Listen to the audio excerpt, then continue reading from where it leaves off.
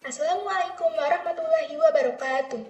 Perkenalkan, kami dari kelompok 1, kelas 102, mata pelajaran Sejarah Kebudayaan Islam. Saya Gaizata Funisa, bersama dua rekan saya yaitu Ridho Ramadan Zufi dan Fardin Kinandale.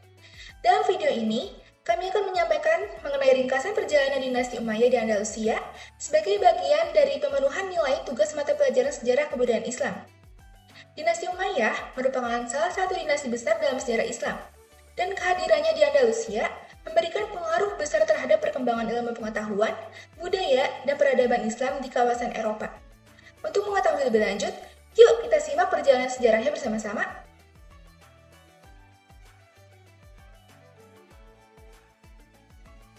Oke, jadi aku mau ngejelasin tentang sejarah singkat tentang dinasti Umayyah di Andalusia. Dinasti Umayyah di Andalusia atau yang sebelumnya bernama Pandalusia berkuasa dari tahun 756 Masehi hingga 1031 Masehi yang merupakan kelanjutan dari dinasti Umayyah yang pernah berjaya di Damaskus. Setelah dinasti Umayyah di Damaskus runtuh pada tahun 750 Masehi karena digulingkan oleh dinasti Abbasiyah, seorang pangeran bernama Abdurrahman Ad-Dakhil, yakni salah seorang keturunan keluarga Umayyah, berhasil melarikan diri ke wilayah Andalusia atau yang sekarang bernama Spanyol dan membangun kekuasaan baru di sana.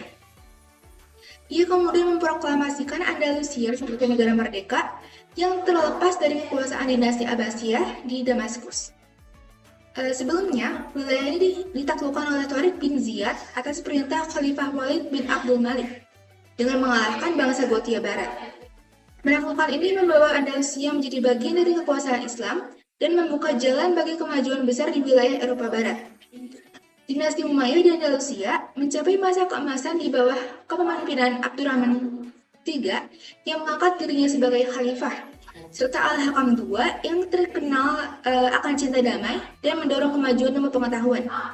Masa ini ditandai dengan stabilitas politik, toleransi terhadap umat beragama lain, serta dukungan besar terhadap pendidikan, seni, dan arsitektur. Salah satu peninggalan penting pada masa ini adalah Masjid Agung Cordova yang menjadi simbol kejayaan peradaban Islam. Sepanjang sejarahnya, dinasti ini dipimpin setidaknya oleh 10 khalifah utama, mulai dari Abdurrahman I atau yang gelarnya adalah Ad-Dakhil, yakni sebagai pendiri, hingga Hisham II yang naik tahta saat masih kanak-kanak, dan pemerintahannya ini banyak dipengaruhi oleh wali atau emir. Beberapa khalifah lain yang menonjol adalah Abdurrahman II, Muhammad bin Abdurrahman II, Abdullah, dan lain-lain. Namun sayangnya, setelah wafatnya Al-Hakam II, muncul konflik internal dan perebutan kekuasaan yang melemahkan kekhalifahan. Pada tahun 1031 Masehi, dinasti Umayyah resmi runtuh dan Andalusia terpecah menjadi kerajaan-kerajaan kecil yang dikenal dengan sebutan Muluk at-Tawaif. Meskipun umur kekuasaan ini relatif singkat, dinasti Umayyah di Andalusia memiliki kontribusi yang besar terhadap peradaban Islam dan Eropa, terutama dalam bidang ilmu pengetahuan, filsafat, seni, dan teknologi, yang kelak mempengaruhi kebangkitan Eropa di era Renaissance. Bismillahirrahmanirrahim. Selanjutnya adalah hikmah cerita dan peristiwa di zaman Bani Umayyah di Andalusia. Saya membagi menjadi 5 poin penting daripada hikmah yang sudah saya rangkum. Yang pertama adalah pentingnya toleransi dalam keberagaman.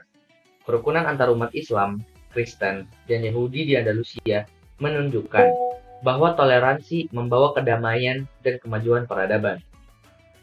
Ilmu pengetahuan sebagai pilar kejayaan. Dukungan terhadap pendidikan dan ilmu membuat Andalusia menjadi pusat intelektual dunia Islam dan Eropa.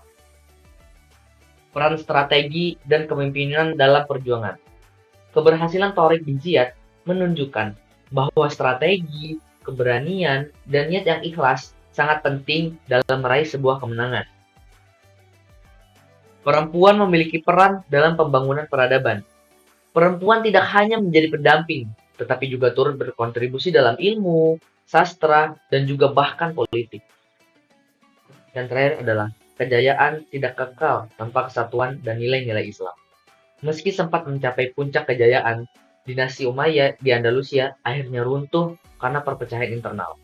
Ini menjadi pelajaran bahwa kesatuan dan nilai Islam harus tetap dijaga.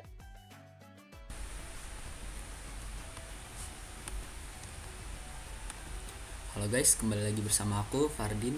Jadi di sini aku mau langsung aja jelasin pertanyaan pertama dan kedua. Mulai dari pertanyaan pertama aja, yaitu aspek apa saja dalam fakta sejarah yang terjadi pada masa Bani Umayyah di Andalusia untuk dijadikan hikmah atau pelajaran di Indonesia. Oke, jadi waktu itu Andalusia jadi pusat ilmu pengetahuan yang banyak ilmuwan hebat lahir dari sana, mulai dari bidang astronomi, kedokteran, matematika, sampai filsafat. Nah, ini ngasih kita pelajaran penting. Kalau kita mau Indonesia maju, ya harus dimulai dari generasi mudanya yang cinta ilmu, haus belajar, dan gak gampang puas. Nah, yang menarik juga, umat Islam, Kristen, dan Yahudi hidup rukun di bawah pemerintahan Umayyah. Toleransi itu jadi kekuatan, bukan kelemahan. Indonesia juga punya keberagaman yang luar biasa, dan itu bisa jadi kekuatan kalau kita saling menghargai. Di sana juga ada Masjid Cordoba yang penuh yang masterpiece banget. Jadi hasil perpaduan seni, teknologi, dan budaya yang ngajarin kita buat bangga dan ngembangin budaya lokal, bukan malah niru-niru budaya luar tanpa jati diri. Pemimpin Andalusia dulu juga terbuka banget sama ilmu dan budaya luar. Mereka berani berinovasi dan berpikir jauh ke depan. Nah, Indonesia juga butuh pemimpin kayak gini, yang mikirin masa depan, bukan cuma mikirin kursi. Sayangnya kejayaan Andalusia runtuh gara-gara konflik internal dan perebutan kekuasaan. Ini jadi peringatan buat kita semua, jangan biarin politik dan ego kelompok merusak persatuan kita sebagai bangsa. Oke lah, mungkin segitu aja. Jadi guys, sejarah itu bukan cuma cerita masa lalu, tapi cermin pelajaran dan peringatan buat masa depan. Dinasti Umayyah di Andalusia ngasih kita pesan jelas, kalau mau bangsa maju ya harus pinter, rukun, bangga budaya sendiri, dan punya pemimpin yang benar. Mungkin kita langsung aja lanjut ke pertanyaan yang kedua. Belajar dari fakta sejarah yang sedang dipelajari sebagai generasi masa depan, mengapa kita harus menyiapkan diri kita menjadi lebih baik serta menyiapkan Indonesia lebih baik? Jadi langsung aja aku jawab. Jadi gini, kalau kita lihat sejarah-sejarah itu banyak banget hal yang bisa kita pelajari, dari perjuangan pahlawan, dari krisis masa lalu, bahkan dari kegagalan dan kesalahan bangsa ini. Nah, semua itu harusnya bukan cuma jadi cerita doang, tapi jadi pelajaran biar kita nggak ngulangi kesalahan yang sama. Sebagai generasi muda, kita ini ibaratnya yang lagi perang, yang lagi pegang estafet. Kalau kita santai-santai doang, terus siapa yang lanjut?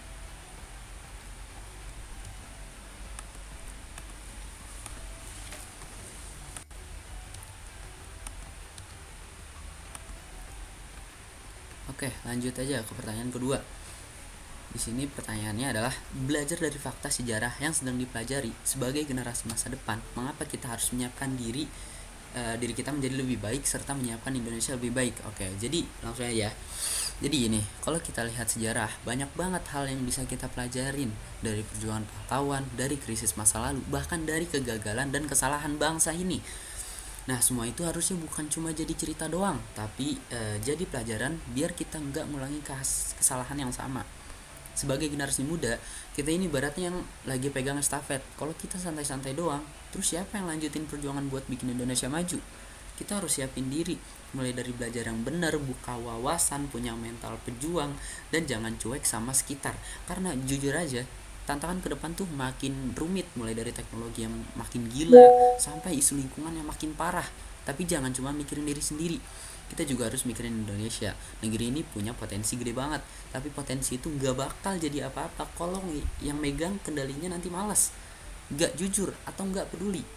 Oke, jadi mungkin segitu. Dan ingat ya guys, kita bukan cuma pewaris negeri ini, tapi kita adalah pembentuk masa depannya. Jadi ayolah kita bareng-bareng jadi versi terbaik diri kita sendiri, dan bareng-bareng kita bangun Indonesia yang kita banggakan.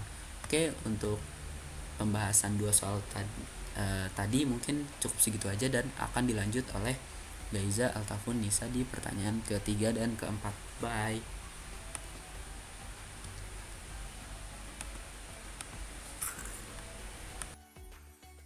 Selanjutnya, aku bakal bahas pertanyaan nomor 3 dan 4. Pertanyaan nomor 3 adalah, belajar dari fakta sejarah sedang dipelajari sebagai generasi masa depan, Langkah-langkah konkret apa yang bisa kita lakukan untuk menjadikan diri kita lebih baik, serta menyiapkan Indonesia yang lebih baik? Jadi, pertanyaan ini bisa dijawab dengan yang pertama, rajin belajar dan menuntut ilmu. Dinasti Umayyah di Andalusia maju karena masyarakat yang menghargai ilmu. Sebagai generasi muda, kita perlu rajin belajar, berpikir kritis, dan terbuka terhadap ilmu dari berbagai bidang, termasuk agama, sains, teknologi, maupun seni. Yang kedua adalah dengan menumbuhkan sikap toleransi dan menghargai perbedaan. Andalusia menjadi tempat damai bagi berbagai agama dan budaya. Kita pun harus menumbuhkan toleransi itu dalam kehidupan sehari-hari, agar tercipta masyarakat yang harmonis dan saling menghormati. Yang ketiga adalah aktif dalam kegiatan sosial dan bermanfaat bagi masyarakat. Terlibat dalam kegiatan yang bermanfaat untuk lingkungan dan masyarakat sekitar, seperti kerja bakti, kegiatan kemanusiaan, atau pendidikan, adalah wujud nyata cinta tanah air. Dan yang keempat adalah menjaga akhlak, kejujuran, dan semangat gotong royong. Pemimpin Andalusia yang hebat tidak hanya cerdas, tapi juga punya integritas yang tinggi. Kita perlu jujur, bertanggung jawab, dan selalu bekerja sama demi kebaikan bersama. Untuk pertanyaan nomor 2 adalah, bagaimana kondisi perempuan pada masa itu? Apa peran mereka dalam kemajuan Bani Umayyah di Andalusia? Jadi, pada masa dinasti Umayyah di Andalusia itu, perempuan memiliki peran penting di bidang ilmu, sastra, dan politik. Perempuan pada masa itu memiliki kesempatan yang luas untuk menuntut ilmu. Mereka tidak hanya belajar di rumah, tapi juga bisa mengakses perpustakaan, madrasah, dan majelis ilmu. Mereka mempelajari berbagai bidang seperti agama, sastra, filsafat, ilmu kedokteran, matematika, bahkan ilmu astronomi. Tokoh-tokoh perempuan yang terkenal pada masa itu diantaranya adalah Waladah binti Al-Mustakfi, yakni seorang penyair dan sastrawati yang terkenal karena puisinya yang berani dan bernilai tinggi. Ia juga membuka semacam salon sastra di Cordova, yakni tempat diskusi dan pembacaan karya sastra. Contoh lainnya adalah Lubna, yakni seorang sekretaris di Istana Khalifah Al-Hakam II, yang dikenal cerdas, ahli matematika, dan menulis puisi. Ia juga bertugas di perpustakaan besar Cordova dan menjadi simbol kemajuan perempuan dalam dunia literasi dan ilmu. Selanjutnya adalah mereka menjadi bagian dari kemajuan peradaban Islam. Peran aktif perempuan menjadi bukti bahwa dinasti Umayyah di Andalusia sangat menghargai kontribusi perempuan dan menjadikan mereka bagian penting dari kemajuan peradaban Islam. Melalui karya-karya sastra yang telah mereka buat, keikutsertaan dalam diskusi ilmiah, serta peran aktif dalam pendidikan dan politik, perempuan di Andalusia turut mendorong kemajuan budaya dan intelektual Islam. Kehadiran mereka memperkuat citra Andalusia sebagai pusat peradaban yang maju dan inklusif. Selanjutnya saya akan menjawab soal nomor 5 dan soal nomor 6.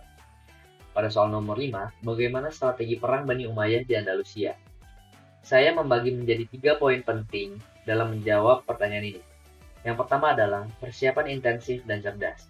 Tariq bin Ziyad atau Panglima Bani Umayyah melakukan persiapan hampir 1 tahun dengan mempelajari kondisi geografis, politik, dan kelemahan internal kerajaan Visigoth. Yang kedua adalah taktik psikologis yang cerdas, dengan membakar kapal pasukan sendiri setelah mendarat untuk memotivasi tentara agar bertarung dengan jihad, kejujuran, dan kesabaran. Yang ketiga adalah strategi penyerangan terkonsentrasi, mengalahkan pasukan Roderick dengan 100.000 tentara dengan pasukan kecil 12.000 tentara melalui serangan mendadak di lembah Barbate. Selanjutnya adalah pertanyaan nomor 6, yaitu faktor apa sajakah yang membuat Daulah Umayyah di Andalusia bisa mencapai berbagai prestasi pada saat masa pemerintahannya. Saya membagi menjadi 2 poin penting dalam menjawab pertanyaan ini. Yang pertama adalah toleransi antar umat beragama. Pemerintah Umayyah di Andalusia menerapkan kebijakan yang toleran terhadap berbagai suku, agama, dan golongan. Hal ini menciptakan suasana damai dan kondusif bagi perkembangan ilmu pengetahuan dan tentunya budaya. Yang kedua adalah kemajuan ilmu pengetahuan dan pendidikan. Pada masa Hakam II, Cordova menjadi pusat intelektual dunia Islam dan Eropa. perpustakaan besar, dewan guru besar, sehingga menarik ilmuwan dari berbagai penjuru dunia dan menjadikan masyarakat Andalusia bebas dari buta huruf dan menjadikan ilmu pengetahuannya sangat maju. Marilah kita meneladani semangat toleransi, kecintaan pada ilmu, dan persatuan. Dengan ilmu, kita membangun masa depan. Dengan toleransi, kita menjaga kedamaian. Dengan kerjasama, kita ciptakan kemajuan. Ayo kita saling menghargai perbedaan di sekolah dan masyarakat, semangat belajar dan menebarkan ilmu yang bermanfaat, serta bekerja sama tanpa memandang latar belakang. Oke, kembali lagi bersama aku Fardin yang sekarang bakal menutup presentasi sejarah kebudayaan Islam dari kelompok 1. Langsung aja. Terima kasih atas perhatian dan dukungnya. Sebelumnya aku ada kesimpulan sedikit. Jadi dinasti Umayyah di Andalusia merupakan salah satu fase gemilang dalam sejarah peradaban Islam di Eropa Barat. Kejayaan ini dicapai melalui perpaduan antar kekuatan militer yang strategis seperti yang dilakukan Tariq bin Ziyad dan kebijakan pemerintah yang bijak, terutama dalam hal toleransi antar umat beragama, Muslim, Kristen, dan Yahudi hidup berdampingan secara damai, menciptakan lingkungan yang kondusif bagi perkembangan ilmu pengetahuan, seni, dan budaya. Kota Cordoba pun tumbuh menjadi pusat intelektual yang menginspirasi dunia barat dan Islam. Tak hanya laki-laki, jadi di sini nggak hanya laki-laki, perempuan pun turut andil dalam kemajuan ini. Jadi berperan aktif dalam bidang sastra, pendidikan, dan bahkan politik. Ini menunjukkan bahwa peradaban yang maju tidak mengecualikan siapapun dalam proses pembangunannya. Namun kejayaan ini tidak berlangsung selamanya. Perpecahan internal, lemahnya kepemimpinan, dan hilangnya semangat persatuan menjadi faktor utama runtuhnya dinasti Umayyah di Andalusia. Dari semua peristiwa ini, kita dapat mengambil pelajaran penting bahwa kemajuan suatu bangsa dibangun atas dasar ilmu, akhlak, toleransi, dan persatuan. Sebagai generasi muda, kita memiliki tanggung jawab besar untuk meneruskan nilai-nilai tersebut dan membangun masa depan Indonesia yang lebih baik dan bermartabat. Sekian dari kelompok 1 Sejarah Kebudayaan Islam. Wassalamualaikum warahmatullahi wabarakatuh.